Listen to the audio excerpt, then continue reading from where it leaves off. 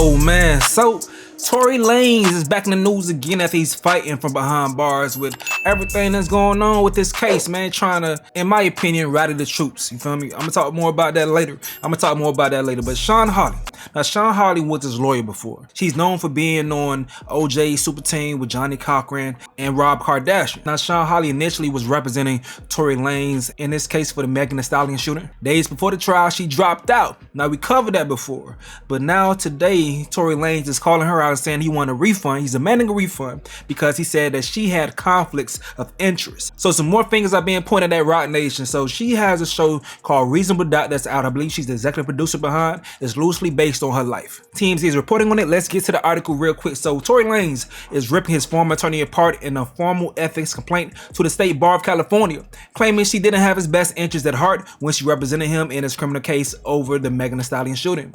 TMZ Hip Hop obtained Tory's complaint in which he says his former attorney Sean Hawley abandoned him when the going got tough in his criminal case, but not before paying her a few pretty pennies. So he says she represented him without him knowing that she had business ties to Megan's record label, ROC Nation.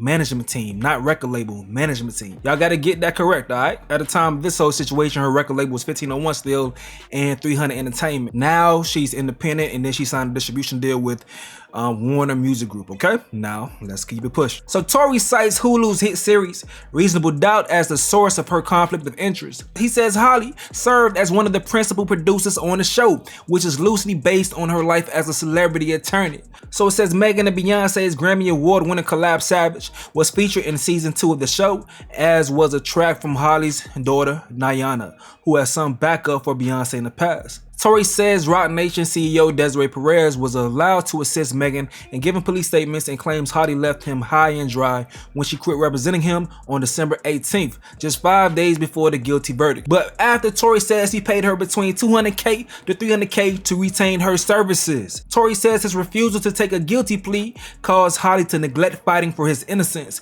including by allegedly telling his DNA expert not to perform extensive studies on the gun after he insisted he never touched it. Tory believes Hawley was acting on the orders of ROC Nation to force him to plea out, and when it didn't work, she withdrew under the pretense that a witness accused her of robbery.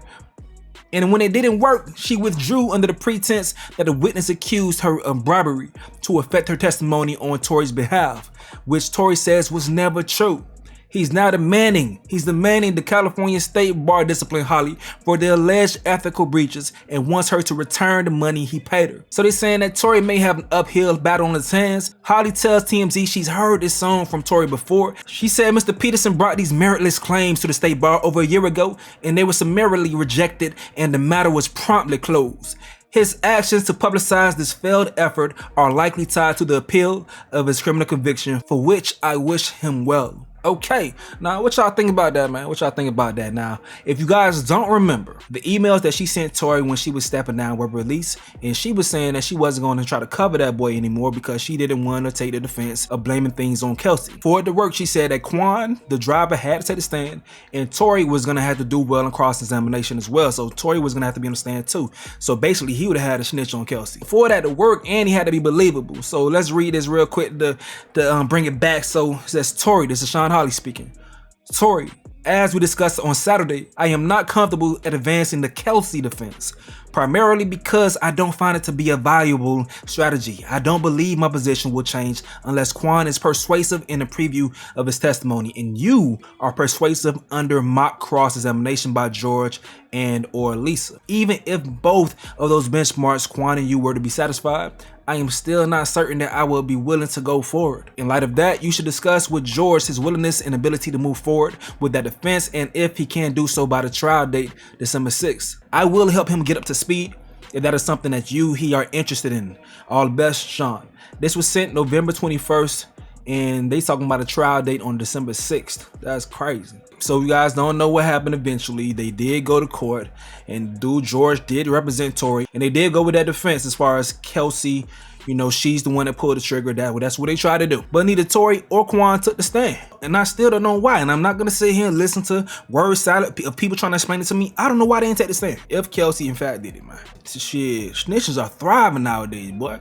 Tory would have been just fine, huh? I don't know. But my thoughts on the situation, man. Listen, I don't know how true any of these things are. All I do know is that Tory is in a tough position right now. And at the bare minimum, like Sean Holly's alluding to, he's trying to rally the troops to fight for him and keep his name alive since he can't give them no more music right now. So if y'all don't know, he was releasing prison tapes, and they found out, you know, them folks found out, then raided his cell and took everything. Can't put out no music no more. So I don't mind what he's doing to keep it G. The fans just got to be smarter when discussing certain topics, though. Y'all gonna make yourself mad. You're gonna make yourself mad for no reason when you're saying things that just aren't true, such as that post about his appeal. I don't know if y'all seen that shit. Well, on Twitter, DJ Academics, his Twitter page, the Academic CV that's ran by his employees, they jumped off the ledge with a wild caption and was clowned to the point that they had to pull the post down. Ak even said on his stream when he was going over, it said, "Hey, just take this down, dog," because they was just straight up lying, dog. So this journalist says this isn't even misinformation, is disinformation at this point, and added bad legal takes. You see, post no longer available from Academic CV, but this was the actual post. An LA appellate court has found Tory Lanez to be innocent and are waiting to reinvestigate Tory Lanez's case to see if he was unfairly prosecuted. You ain't got to do all that, bro. Just say exactly what happened. Shout out to Megan Cunner, but she explained what happened. I know Tory fans don't like her, but she be keeping it real, bro. She says, no, the appellate court has not declared Lanez innocent, not even close. So let's read this real quick. So it says, we have read and considered the petition for writ of habeas corpus. I'm sorry if I butchered that. I'm not a lawyer and I'm not a criminal, man. I don't be knowing this stuff. I'm finding it out with y'all. But it says that was filed on October 23rd, 2024. Good reason appearing. The petition will be considered together with petitioner's pending appeal and case number, the numbers, and the prior petition for writ habeas corpus and case number, the numbers, which is now pending along with the appeal. The Attorney General is directed to serve and file a preliminary response for the current petition for writ habeas corpus on or before November 20th, 2024, discussing whether an order to show cause should issue regarding the issues raised in this latest habeas petition. Petitioner may serve and file a reply within 15 days after the filing of the preliminary response. So Megan explains it, saying all the court did was consolidate Lanez's habeas petition and its actual appeal. They haven't ruled on anything yet, and it's pathetic that this trash website amplifies outright lies, even when the court document is right there staring everyone in the face. She got some beef with academics too. So, hey man, this shit done got messy between everybody, bro. But once again, I don't mind Tory doing what he can to rally his troops. Even if he is misleading y'all, that's on y'all to be smart enough to be able to decipher what the fuck going on. I don't give a damn. And I'm a person who's understanding why Tory was found guilty after digesting how that trial went down, including all of the evidence and testimonies that the jury had to consider. But I personally wasn't in agreement with the sentencing. I genuinely feel like the punishment didn't fit the crime based on the picture that was painted in court from that wild ass night. It's still too many things that aren't clear for me, you know, to be fine with that man going to jail for what, 10 years, I believe? I'm sorry if I got it wrong, but like 10 years? When it seems like every party involved was on some bullshit that night. But hey, I'm still wondering how shit escalated to a gun being drawn and fire. I don't know.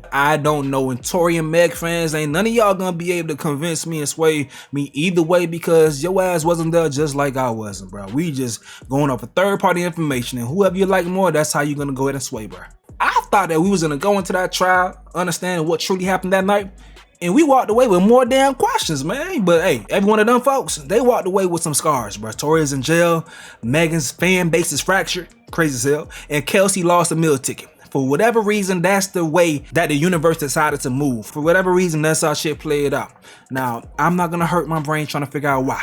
All I would say is drink responsibly and stay away from Kardashians and Jenner's people. Let me know what you gotta say in the comment section below. Me, I'm going to get up out of here though. This is another update with Stace. Yo.